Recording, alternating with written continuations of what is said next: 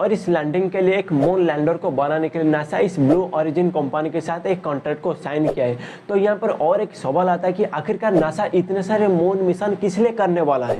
और ये भी कहा जा रहा है कि करीब 16 देश इस तेजस को खरीदने के लिए इंटरेस्ट दे रहे हैं। तो और क्या चाहिए, इसे ही तो कहते हैं तरक्की।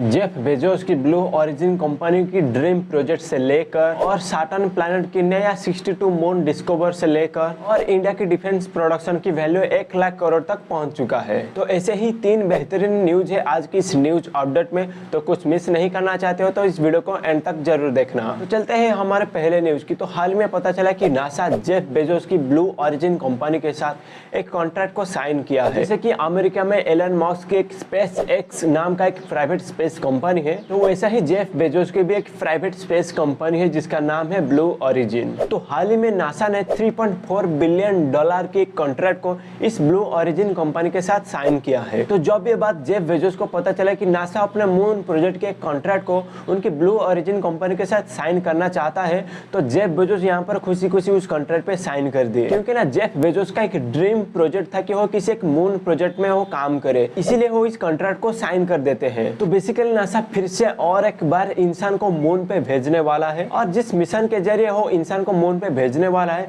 उस मिशन का नाम यहाँ पर नासा आर्टेमिस रखा है। तो यहाँ पर सवाल आता है कि आखिरकार नासा इस मिशन का नाम आर्टेमिस किस लिए ही रखा। तो देखेंगे तो ये मिशन अपोलो से ही कनेक्टेड है। तो हो कैसे, मैं आपको समझाता हूँ। तो बेसिकली ग्रीक माइथोलॉजी में जो अपोलो और आर्टेमिस है वो दोनों भाई बहन है। जैसे अपोलो को सूर्य की देवता कहा जाता है, वैसे ही आर्टेमिस को चंद्र की देवी कहा जाता है। तो भाई बहन का कनेक्शन देखने को मिलता है।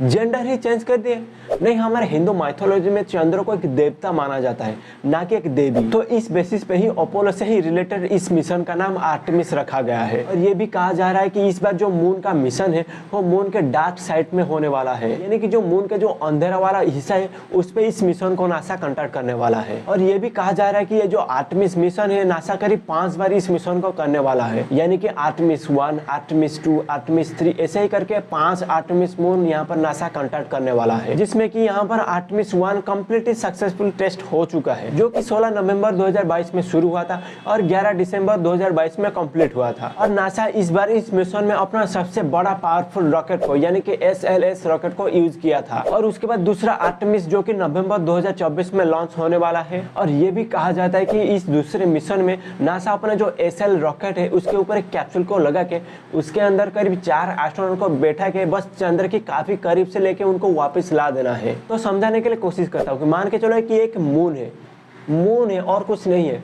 और यहाँ पर नासा का जो SL रॉकेट है तो इसके ऊपर एक कैप्सूल को लगा के इसके अंदर करीब 4 एस्ट्रोनॉट को बैठा के बस इसके करीब से ही उनको वापस लाना है। और उसके बाद तीसरा आर्टेमिस मिशन उसे दिसंबर 2025 में ही लॉन्च किया जाएगा। और इस बार कहा जाता है कि 2 एस्ट्रोनॉट को मून पे लैंडिंग भी किया जाएगा, जिनमें कि एक औरत भी होने वाला है जिनका नाम है क्रिस्टियन कोच।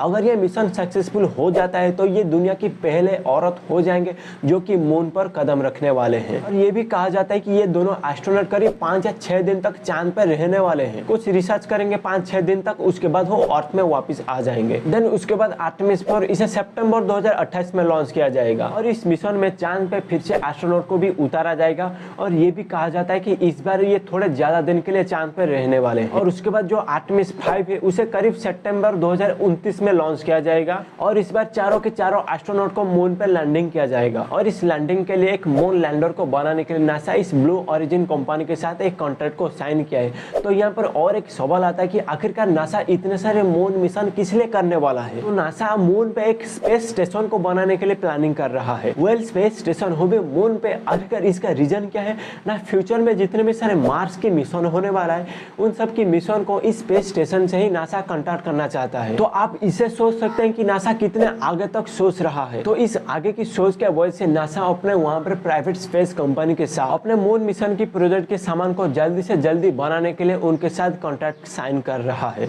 यहाँ पर इंडिया को भी सीखना चाहिए, क्योंकि आज की डेट पे इंडिया का जो स्पेस एजेंसी है यानी कि इसरो, वो खुद अपना स्पेस मिशन के सामान को बनाता है। लेकिन यहाँ पर इंडिया को भी अपने ही देश का प्राइवेट स्पेस कंपनी के साथ अपने ही मिशन का जो इंस्ट्रूमेंट रहता है उन सबको बनाने का कॉन्ट्रैक्ट देना चाहिए। तो आपका क्या राय है इस बात को लेकर मुझे कमेंट में जरूर बताना। तो बढ़ते हैं हमारे दूसरे न्यूज की ओर। तो आज की डेट पर हमारे देश का जो डिफेंस प्रोडक्शन का वैल्यू है वो करीब 1 लाख करोड़ रुपीस तक पहुंच चुका है। जैसे कि एक टाइम था जो कि हम एक छोटे छोटे वेपन के लिए हम दूसरे देश के ऊपर डिपेंड रहते थे।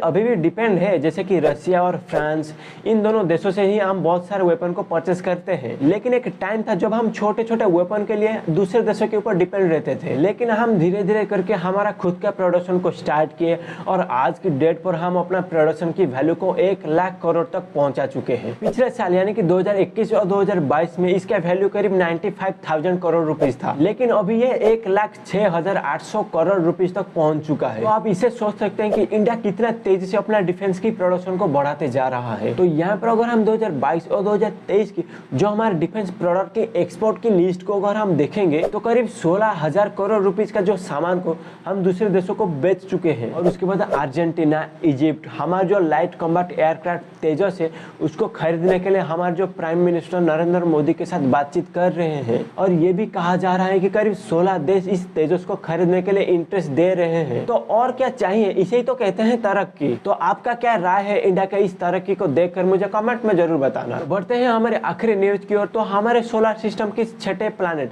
यानी कि सैटर्न प्लैनेट, जिसे हिंदी में शनि ग्रह कहा जाता है, आज की डेट पर इस प्लैनेट में सबसे ज्यादा मून पाया जाता है। जैसे कि हमारे प्लैनेट अर्थ में एक ही मून पाया जाता है, वैसे ही और भी सारे प्लैनेट है जिनमें मून पाया जाता है। लेकिन सबसे ज्यादा आज की डेट पर सैटर्न यानी कि शनि ग्रह में ज्यादा मून पाया जाता है। 2 या 3 महीने पहले एक न्यूज आया था कि हमारे सोलर सिस्टम में सबसे ज्यादा जुपिटर में मून पाया जाता है। लेकिन हाल ही में एक रिसर्च के बाद पता चला कि जुपिटर को सैटर्न पीछे छोड़ दिया है। तो बताया जा रहा है कि आज की डेट पर सैटर्न में करीब 145 मून पाया जाता है। तो 2 या 3 महीना पहले इस प्लैनेट में करीब 63 मून पाया जाता था। लेकिन हाल ही में रिसर्च के बाद और 62 मून को डिस्कवर किया गया है। और ये भी कहा जाता है कि ये जो नंबर ये आगे भी और बढ़ने वाला है। तो फ्रेंड्स, ये था आज का हमारा न्यूज अपडेट। आई होप कि आज के इस वीडियो को देखने के बाद आप काफी सारे अपडेटेड हो चुके होंगे। तो वीडियो पसंद आए तो इस वीडियो को लाइक कर देना और चैनल में पहली बार हो तो चैनल को नीचे सब्सक्राइब भी कर देना। तो आज के लिए इतना ही, हम फिर मिलेंगे और एक वीडियो में। तो तब के लिए जय श्री कृष्णा।